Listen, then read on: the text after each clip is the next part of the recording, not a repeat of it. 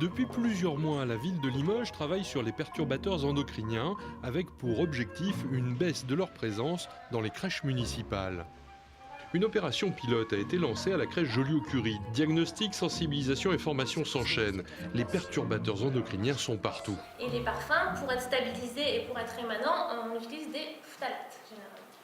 Voilà. Et on n'a pas l'info, parce que c'est chasse gardée des parfumeurs, donc on n'a pas l'info. Il y en a dans beaucoup de produits, mais il faut savoir que ce sont des produits qui sont mal définis. On n'a même pas une définition consensuelle au niveau européen. Donc on a des suspicions, on a des études assez avérées sur les animaux, sur certaines substances. On a certaines études épidémiologiques qui disent des choses. En tout cas, ce sont des substances effectivement qui sont omniprésentes, puisqu'elles sont présentes dans tous les biens de consommation. On pense surtout à tout ce qui est à base de plastique, par exemple, effectivement, avec les phtalates, qui sont une famille bien connue, où on a des suspicions assez fortes de caractéristiques qui vont être à même de perturber le système hormonal. C'est un sujet qui fait peur ? Oui, c'est un sujet qui fait peur, à titre personnel aussi. On peut utiliser des plastiques chez soi, certains produits textiles, maquillage. Donc oui, ça fait un petit peu peur, donc il faut relativiser aussi, hein, c'est ce que les professionnels nous expliquent. Mais voilà, donc oui, on en parle. Au quotidien, la vie de la crèche a dû changer par petites touches, au contact des enfants bien sûr, mais aussi en coulisses. On fait en sorte que ça change. On va faire changer les choses. Qu'est-ce qui va changer en premier ? Pour ma part, déjà la lessive. Ouais. On va peut-être prendre une lessive beaucoup moins agressive.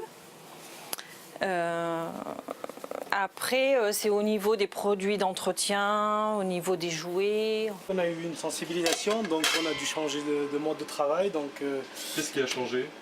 Par exemple, quand on gardait des repas, on gardait dans des coupelles qui se présentent sous forme de... C'était des coupelles comme ça, donc c'était du plastique. Et c'était pas bon pour garder au chaud parce que ça chauffait le plastique et justement ça libérait des substances qui n'étaient pas bonnes apparemment pour... Et vous l'avez remplacé par quoi alors ? Donc on a remplacé par des trucs en inox, par des petites gamelles en inox, donc on couvre avec son petit couvert. Donc on garde ça au chaud maintenant pour éviter justement que le plastique chauffe avec la nourriture dedans. Déjà, les premiers objets possiblement concernés sont éliminés, question de bon sens. Donc ça va être des gestes assez simples à mettre en place à la crèche, des tris au niveau des jouets qui sont proposés pour les enfants. Donc on a fait un tri concernant les jeux de dinette. Là ça a permis d'être informé sur ce qui était utile et ce qu'on pouvait conserver auprès des enfants. On a enlevé aussi ce genre de choses que l'on a un petit peu tous chez soi aussi, des parfums d'ambiance qu'on utilisait dans les salles de bain pour les mauvaises odeurs. Qui sont des parfums de synthèse, oui. Voilà, qui sont quand même des polluants intérieurs. Donc la meilleure façon d'enlever les odeurs, ça reste l'aération, la ventilation, voilà, peut-être d'autres techniques autour de poubelles anti-odeurs, de choses comme ça. Il y a deux choses. Il y a évidemment l'outil réglementaire dont on ne pourra pas se passer. Mais aujourd'hui, ça traîne un peu et on a envie d'être proactif. Et être proactif, il y a une seule façon de l'être, c'est de limiter l'exposition à la source. Alors du coup, quand nous on a entendu parler des perturbateurs endocriniens, déjà c'est pas un thème, je trouve, qui était très abordé auparavant.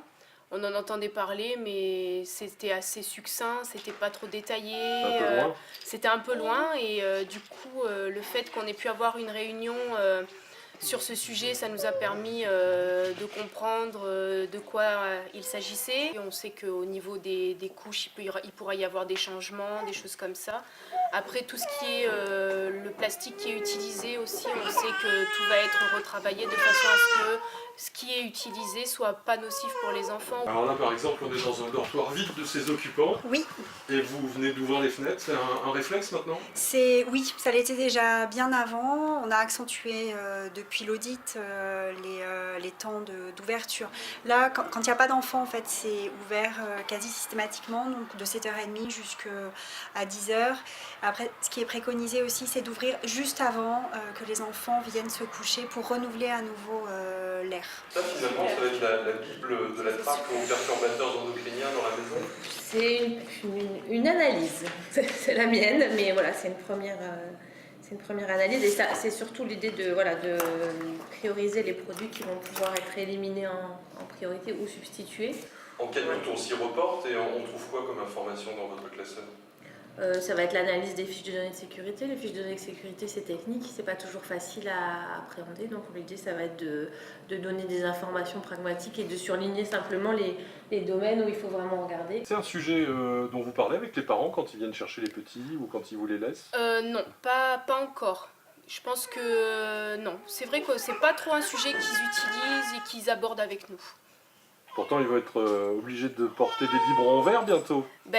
Obligés, je sais pas, peut-être, mais après c'est vrai que voilà, ils seront incités et déjà beaucoup n'utilisent plus le plastique.